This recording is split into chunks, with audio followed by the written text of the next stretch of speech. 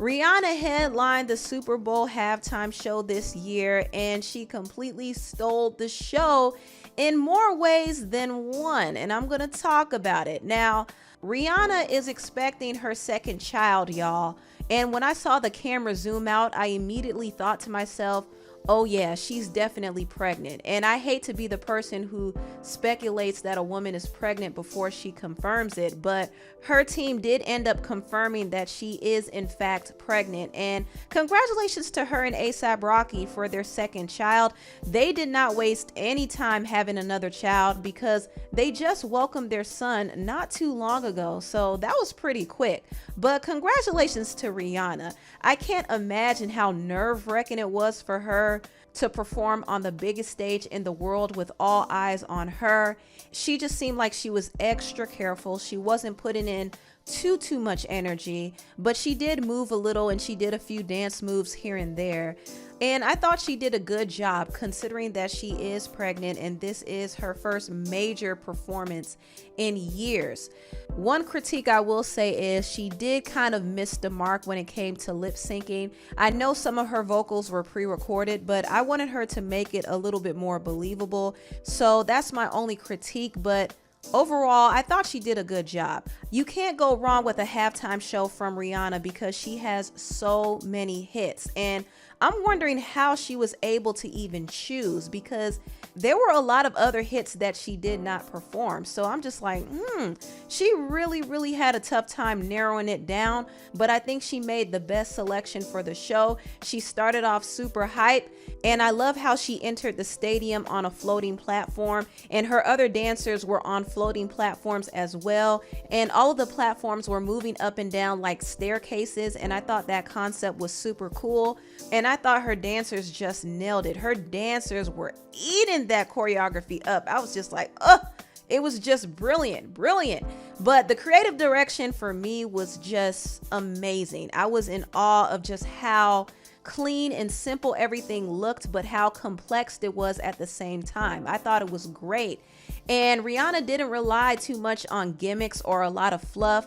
There was no time for her to add anything extra in the show because she just has too many hits. She didn't even bring out any featured artists because they don't have time to do their part. So everything was fast paced, but it was still slow enough for me to digest it and look at it and just be in awe of it. So I was definitely mesmerized by the visuals and the creative direction and choreography.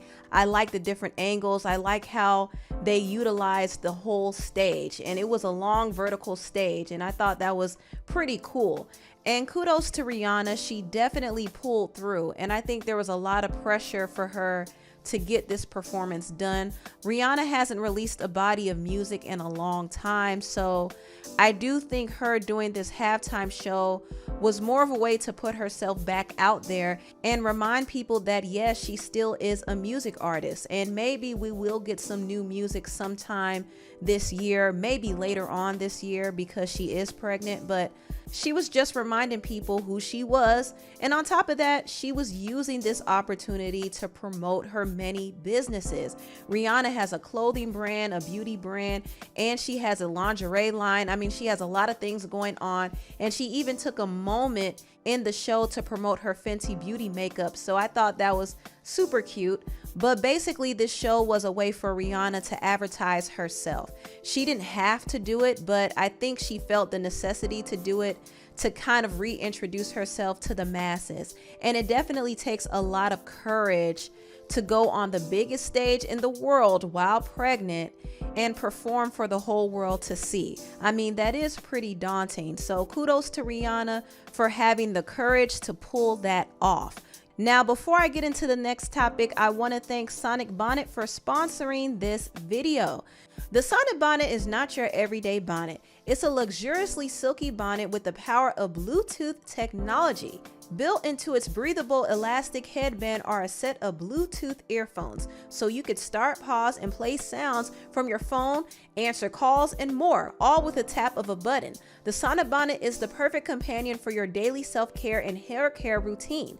Once you tuck your hair into its comfortable, silky head cap, you'll be sold. Indulge yourself in this nightly daily beauty regimen and sleep soundly and sweetly with your favorite sleep sounds, music, podcasts, and audiobooks. And guess what? You'll never have to worry about losing your earbuds. The Sonic Bonnet earphones are USB chargeable with over a 3 nights charge and are easily removed and replaced for when you want to wash your bonnet. This self-care is for the mind, body, and hair. Treat yourself to a Sonic Bonnet today at sonicbonnet.com, and while you're at it, grab a gift for a friend or a loved one. I honestly can't think of a cuter gift. Take advantage of the free US shipping on all orders over $50 now at sonicbonnet.com. Once again, I want to thank Sonic Bonnet for partnering with me and sponsoring this video. Now back to the video, I want to get into this topic. Adrienne Bailon Houghton is getting a little bit of backlash for hosting a show that promotes adultery. Yes, you heard correctly. Now, Adrienne was brought on to be the host of this show on Peacock called Love for the Ages, and basically it's about struggling married couples who come to this house and they're introduced to a bunch of singles, and they could decide whether or not to cheat on their spouses with these single people. Now, when I was looking at the comment section under the video, a lot of people did not like the idea of this show, and there are several people who were criticizing Adrienne. Here's how the comments read. This one comment said, "I really expect better from Adrienne. Very disturbing and disappointing." Someone else said, "This is disgusting. Entertainment from cheating and adultery, messing with people's hearts, minds, and emotions. Very bad decision, Peacock." Another person said, "Adrienne, what are you doing here? Where is your wisdom?" Other people said, "Really promoting adultery? Shake my head. What's going on, people? How is this a show to promote? Adrienne could have done anything with the platform she has, and she chose this. Anything for a check, huh, Adrienne?" So as you could tell from the majority of the comments, a lot of people were not feeling the idea of this show at all. Now, there are some people who like shows like this because it is entertaining. Let's be honest, people love drama. They love scandal. They love fighting. This is why reality shows like this do well. And another thing to consider, a lot of times reality shows like this are heavily embellished and edited in a certain way to get more of a reaction out of people. So it's really all for entertainment. But I will say this, Adrienne could have picked another show to host because a show like this doesn't really align with her brand. Adrienne's brand is about lifestyle, but she's mostly more about family, marriage, and children. She also is not hurting for the money or the job either. She has different gigs and she has different businesses. And on top of that, she is married to a gospel singer, Israel Houghton, and she's kind of aligned herself more with the church in the recent years. So a show like this doesn't really reflect how her brand is today. And also another thing to consider is the history between Adrienne and Israel Houghton. If you remember early on in their relationship, they did face some scrutiny because it was widely believed that Israel left his wife Melissa for Adrienne. Now, that wasn't actually true.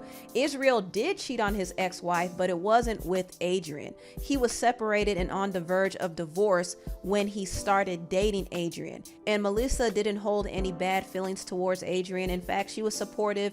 She congratulated Adrienne on winning her Emmy back in 2018, and they had a friendly exchange on Instagram. So there wasn't any bad blood between them because Adrienne did not break up the marriage. However, she was initially accused of being the mistress, and some people still believe that she was the side chick to this day. And it doesn't really help the rumors when she's out here hosting a show that glamorizes adultery. So I don't think this was a good look for Adrienne's brand. I know she got a check for it, but all money isn't good money. I think she definitely could have passed on this, but it is what it is. People are going to do what they want to do. I still like Adrienne. I think she's a cool person, and I don't think her intentions were bad, but I think she just has to be a little bit more mindful of some of the gigs that she takes because not every job is going to align with her brand. Anyway, tell me what you all think about this video down below. Please like, comment, and subscribe, and share this video if you care. Thank you so much for watching, and I will see you next time. Bye.